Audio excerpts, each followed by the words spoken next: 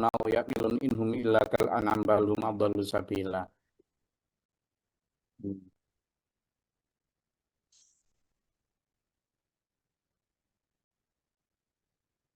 Ayat-ayat Al-Qur'an itu memang fungsinya untuk menyelamatkan kita ya. Tapi kadang proses menyelamatkan itu sering tidak nyaman. Di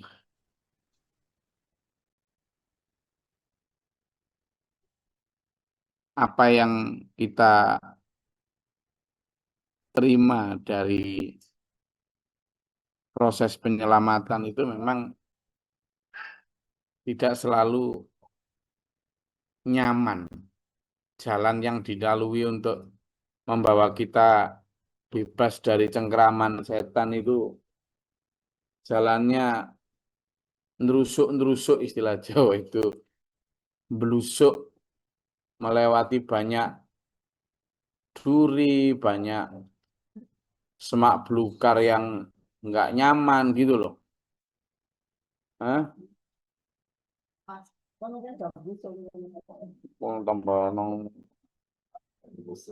Jadi itu yang menjadikan manusia makin nggak terlalu berminat dengan kebenaran, dengan keselamatan itu nggak minat karena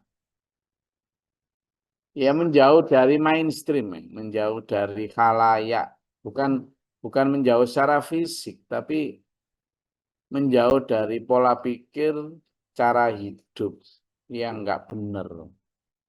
Padahal cara hidup yang dipilih oleh manusia-manusia di luaran sana itu nyaman, enak, landai, bahkan menurun. Jadi geludung saja nyampe loh.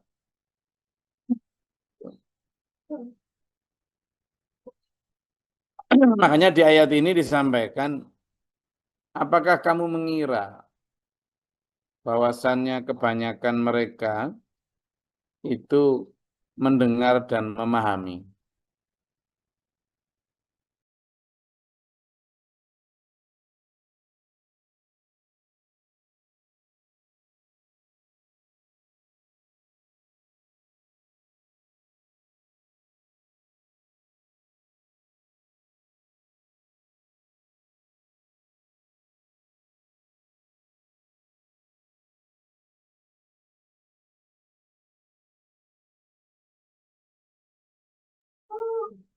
Seperti ini misalnya, apakah kamu mengira bahwa kebanyakan mereka mendengar atau memahami? Enggak.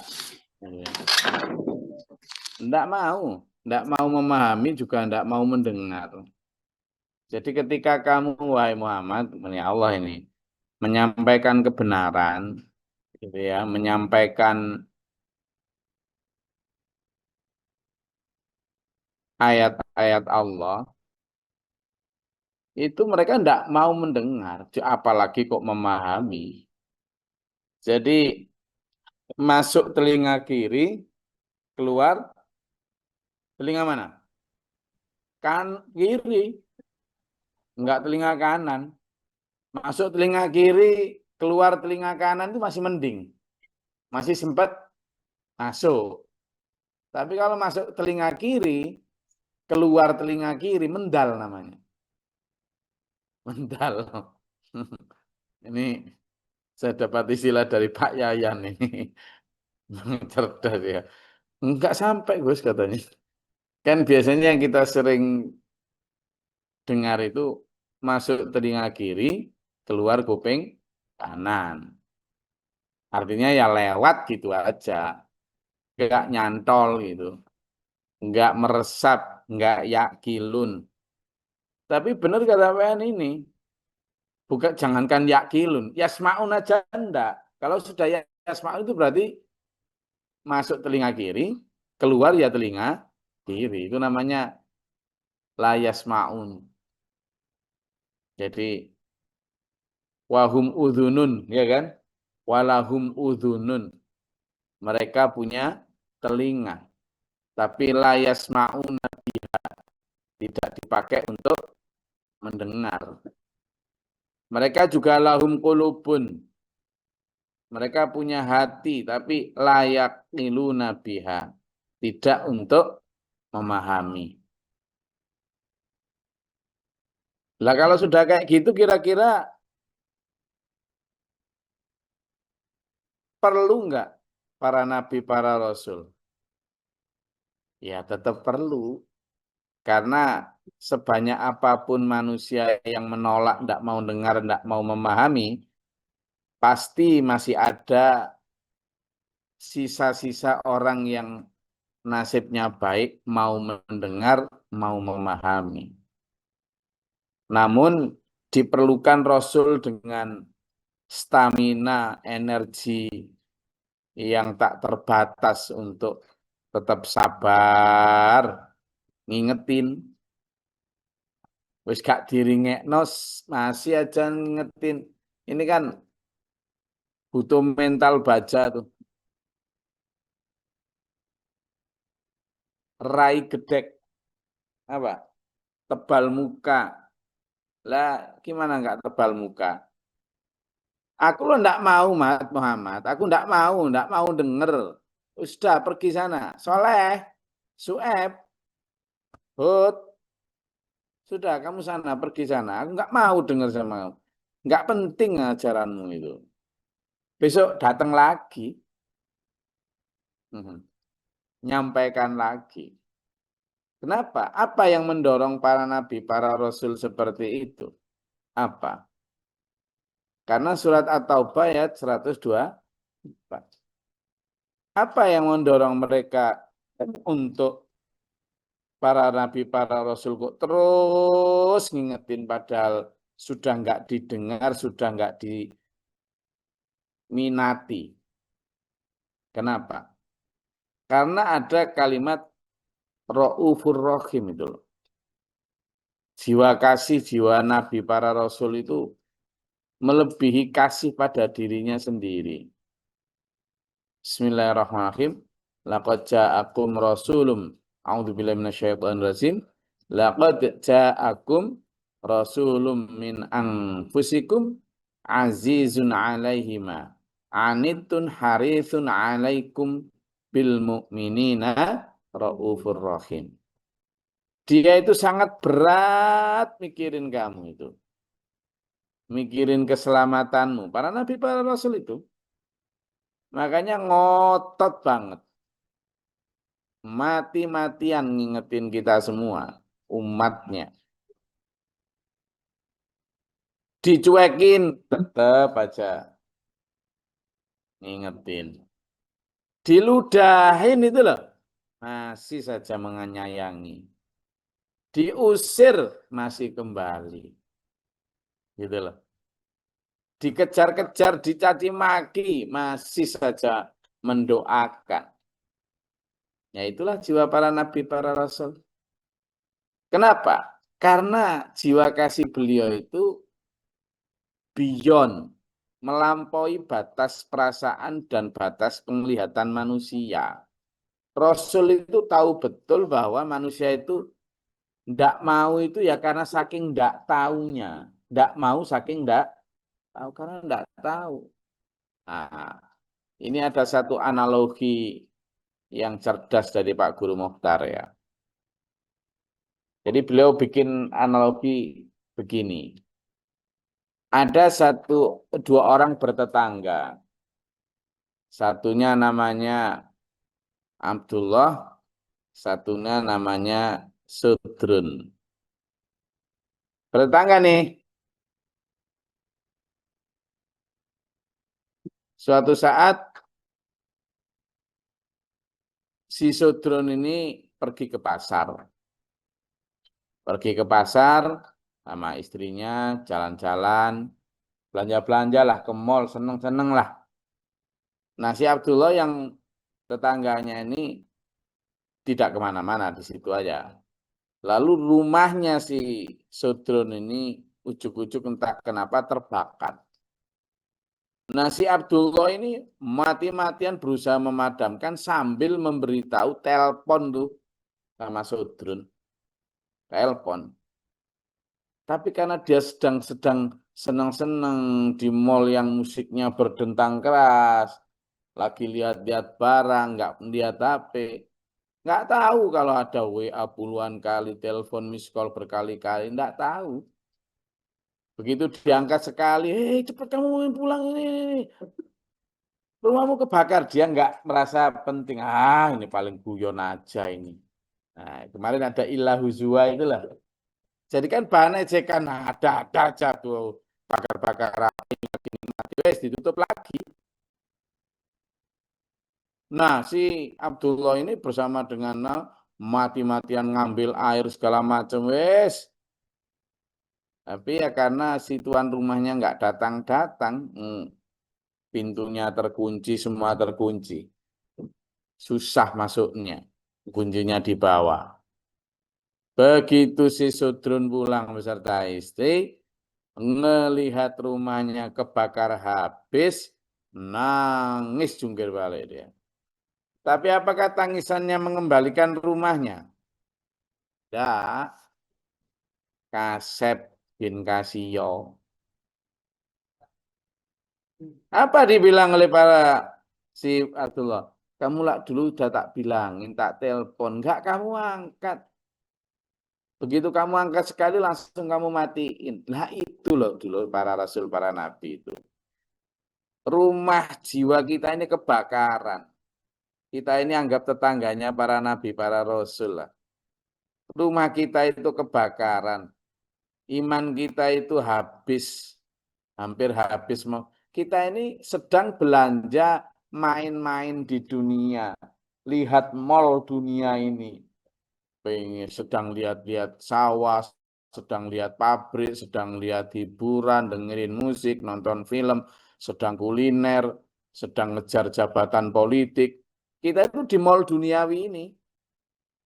Lah ditelepon sama para nabi, para rasul itu. Ya ayuhan nas, ya ayuhal muslimun, ya ayuhal mu'minun.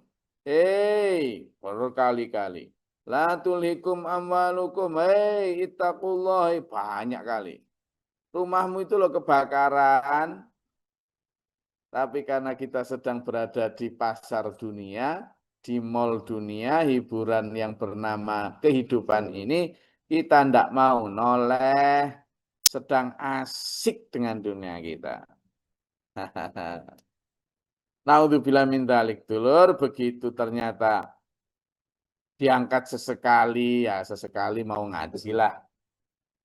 Tapi ya nggak didengerin, ditutup lagi. Apa ngaji kok nyinggung-nyinggung gitu. Tutup. Nggak penting itu. Ditutup.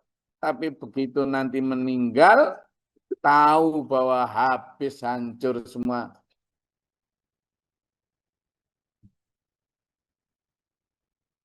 Habis semua amal ibadahnya, nggak tersisa, dan ada ancaman neraka. Nangis jungkir balik ketika dia pulang ke akhirat. Ternyata enggak ada apa-apa. Nah itu loh dulu. Ini sudah sangat, sangat pas itu. Makanya di sini disebutkan oleh Allah, am tahsabu anna aktsarahum yasma'una wa ya'qilun.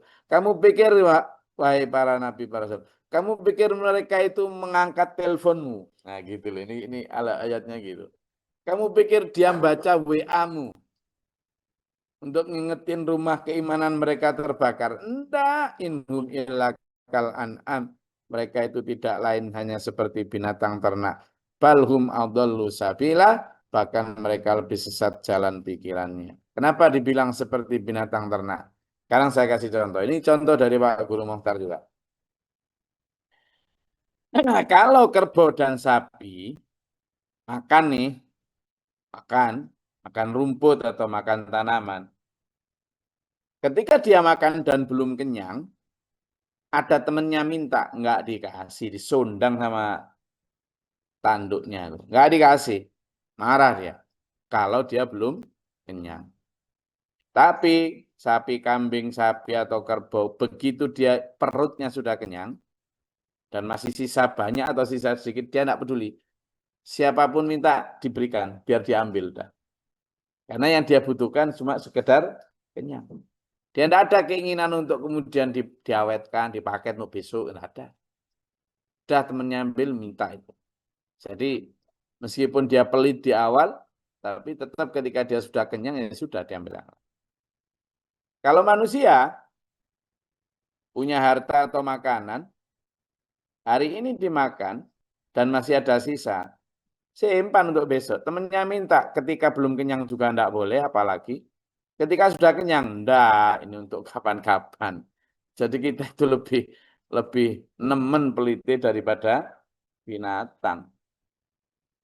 Iya, kucing itu kalau dapat tikus, memang dia makan untuk anak dan istrinya. Itu kan.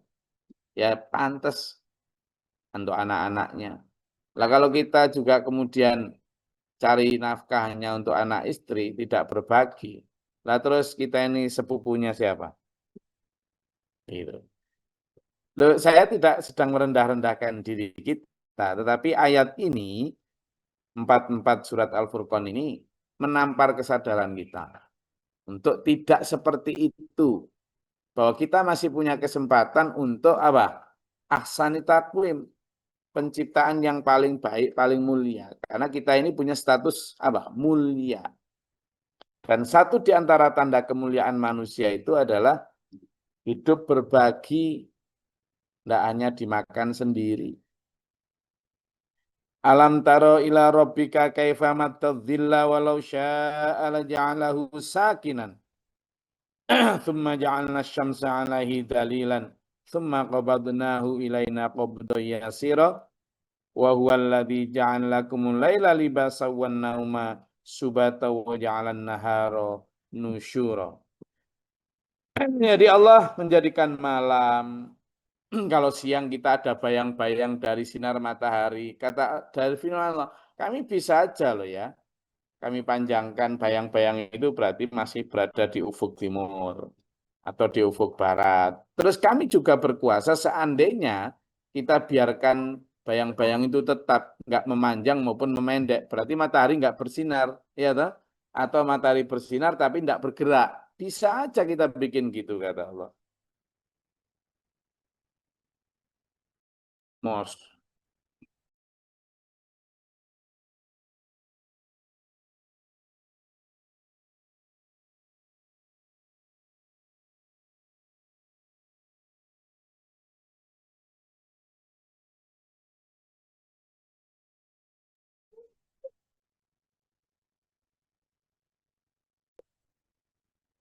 Jadi ternyata bayang-bayang dari matahari itu merupakan tanda kebesaran Allah. Bahwa dipanjangkan atau ditetapkan itu ada fungsinya. Ada lain adalah Allah menjadikan itu biar ada malam. Lalu untuk apa malam? Biar sampean ada istirahat. Lalu biar ada siang. Lalu untuk apa siang? Biar sampean bekerja. Jadi kalau normalnya itu kalau malam istirahat. Kalau siang bekerja. Itu kan. Tapi memang ternyata metabolisme tubuh manusia itu kalau malam itu memang harus berhenti, nggak boleh bekerja. Nah gimana Gus, saya itu sip malam ya? Ya sesekali aja, jangan terus-terusan Rek. Kalau sudah terpaksa mau gimana, memang nafkahnya dari jualan malam kok, dilarang-larang. Nanti kalau nggak ada orang yang jualan malam lah, kalau pas yang lain lapar malam kan ya susah juga. Jadi boleh nggak bekerja malam? Boleh, boleh. Ya kan? Oh, gimana? Kalau nggak ada yang bekerja malam terus yang sip tugas di rumah sakit yang jaga malam di IGD lah ya ada orang sakit perut ya nggak ada yang jaga lah ya yo repot. Ya. Artinya apa? Allah menciptakan itu seimbang. Kalau yang jaga malam ya berarti setiap siangnya istirahat gitu loh. Siang istirahat karena malamnya bekerja. Intinya jangan kerja tanpa istirahat sampean itu. Gus ngejar setoran. Setoran apa? Hah? Setoran apa? Nanti sama ngejar setoran sampai lupa kesehatan. Begitu setoran uangnya nyampe sama yang sama inginkan, punya 1 M atau dan sebagainya, kesehatan sama ndak ada. Terus uangnya untuk apa? untuk berobat. Terus berobat untuk apa? Untuk sehat, sehat kerja lagi, uangnya habis kok. Ya toh?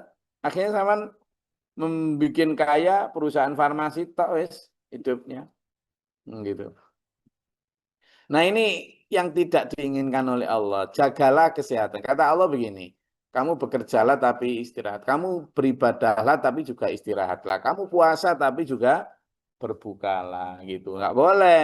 Saya pengen, jangankan tentang bekerja, tentang ibadah aja Rasulullah pernah itu, sahabat bertanya. Ya Rasul, saya pengen ibadah terus tanpa tidur gitu. Nggak boleh sama Rasulullah. Enggak. Tubuhmu juga punya hak. Jadi Allah menciptakan malam dan siang itu untuk balancing, sudah ada aturannya seperti itu. Wa huwallazi arsala riyaha busyran baina yaday rahmatihi wa anzalna minas sama'i ma'an tahura. Allah mengutus angin ya untuk kabar gembira kalau anginnya angin yang baik. Ada angin-angin yang jelek. Maksudnya apa? Allah mengutus angin untuk bikin bencana, untuk bawa penyakit. Ada juga.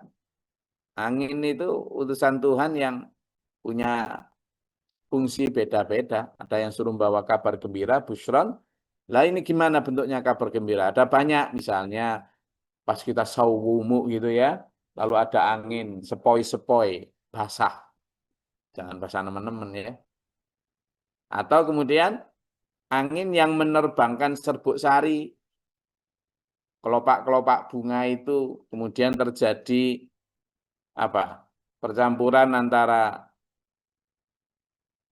apa itu namanya? Serbuk sari sama apa itu? Eh?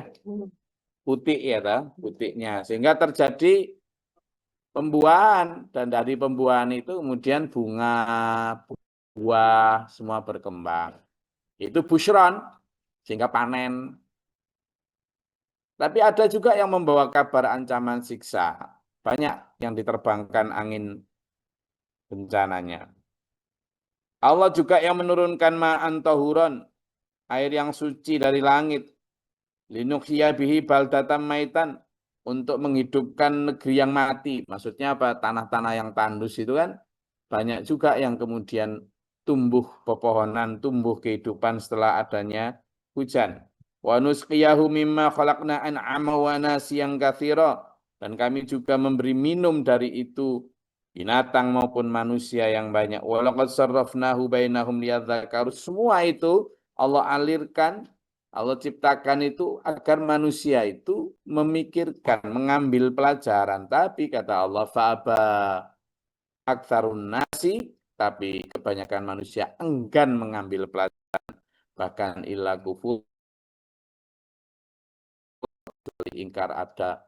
Tadi malam saya juga nyampaikan loh, satu di antara pelajaran si Johannes yang naudzubillah dzalik bunuh diri di NTT itu, anak kecil umur 10 tahun yang hanya karena tidak bisa beli buku harga 10.000 lalu bunuh diri.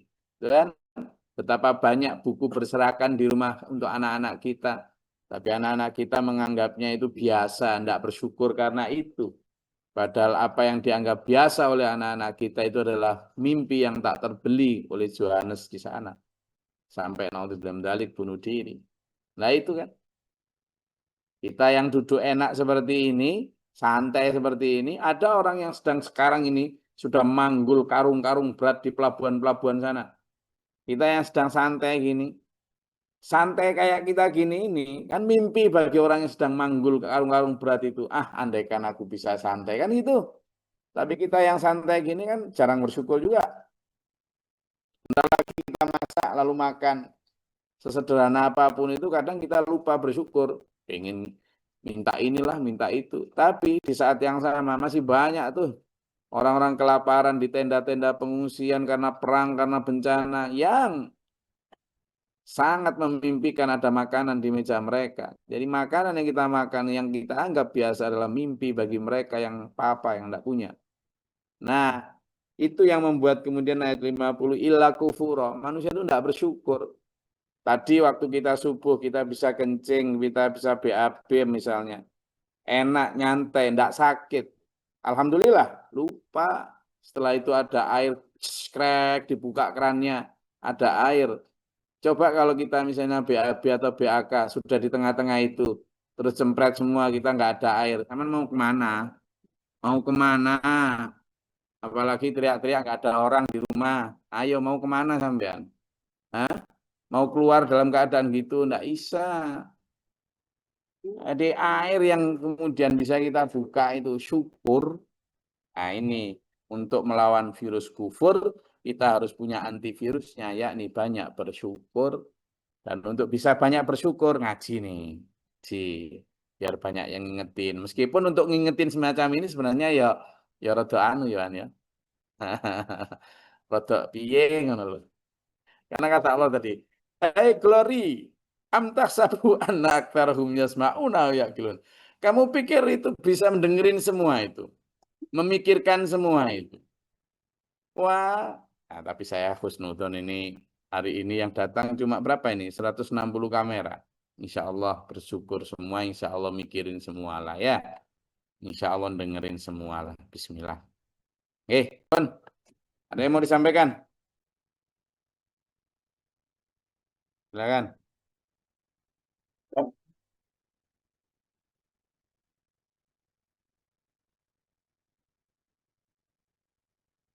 Ada?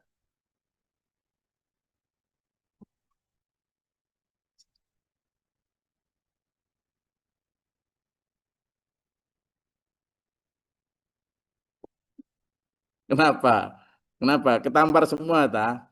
Ya nggak apa-apa kalau ketampar semua lalu sadar. Tapi kalau ketampar terus muring-muring ngambek lah yang ini yang kemudian jadi orang-orang kayak saya ini was-wasen, awang-awangan menyampaikan sejelas-jelasnya itu. Wah, jangan-jangan nanti mutung. Nah, gitu. Makanya jangan bikin mutung. Caranya dengan cara ayo wes, terima aja dari Allah ini yang pahit sebagai obat, yang manis juga sebagai penyemangat energi, ya toh. Saya juga nggak selalu nyampaikan yang pahit kok, sering masih nyampaikan yang manis-manis. Kayak akhir dari kajian kita pagi ini, ayo habis ini kita makan ya, habis ini kita minum, cari hangat-hangat apa gitu ya. Habis itu jalan-jalan, ya nanti habis jalan-jalan istirahat jangan makan gorengan, makan pisang, gitu loh. Pisang. Jangan habis jalan-jalan mangan kerupuk. Gimana? Yang sehat. Sun, matur suwun. Semoga kita dirahmati Allah, dituntun dalam jalannya. Ila akhiri hayat. Amin. Allahumma sholli wa sallim barik. Allahumma fir lil mu'minin wal mu'minat wal muslimin. Allahumma qina fi nadai wa afina fi nafai ta'ala. Wa barik lana fi. Astaghfirullah wa atubu ilaika. Sallallahu alaihi wasallam. Allahumma da'fana al-bala wa al-wabaa wa al-husna. Rabbana atina wa lana sa'alana. ربنا آمنا فاكتبنا مع الشاهدين ربنا لا تزغ قلوبنا بعد إذ هديتنا ربنا ارحمنا ولا تغفرنا ذنوبنا